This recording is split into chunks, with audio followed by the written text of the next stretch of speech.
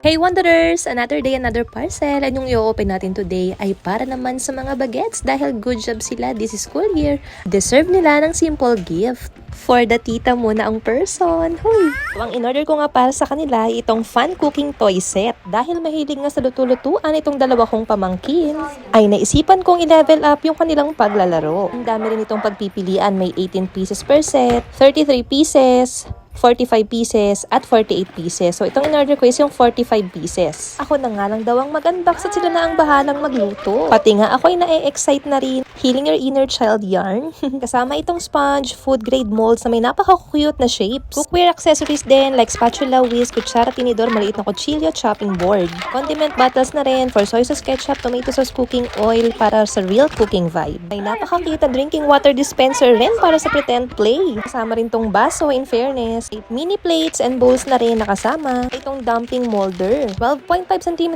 non-stick frying pan, pampito ng itlog, pancake at iba pa. May mini electric stove na may real looking knob. Init talaga siya in fairness and safe na plastic din ito. Steamer pot and rice pan, pwede mag-steam ng dimsum o magluto ng kanin. Role playing lang syempre. And for post-cooking cleanup, meron din ditong dish rack and basin. And ano nga ba yung benefits nito? So safety first, made ito from food grade plastic so walang matutulis na gilid. For skill building, so fine motor skills at creativity ng bata na de-develop dito. Bonding time, so perfect ang activity na to para makapag-bond tayo with our kids. And last, imaginative play. So natututo rin silang mag-follow ng recipe at mag-clean up. After nga namin mag-unpack, ay heto itinry na agad namin itong cooking toy set. Aba, at nakakatuwa nga, uminit yung kawali kaya yan, nakakaluto talaga dito. Lahat nga kami tuwang-tuwa sa part na to. Napaka-cute and functional pa. O ayan mga bata, may ulam na kayo for today's video. Char! Kaya kung gusto nyong pasayahin ang cooking craze ng inyong mga anak, ang kino inaanak, grab nyo na to. Perfect pa sa birthdays, pasalubong, o simpleng good job gift mula sa inyo. Gawing mas masaya ang playtime with this fun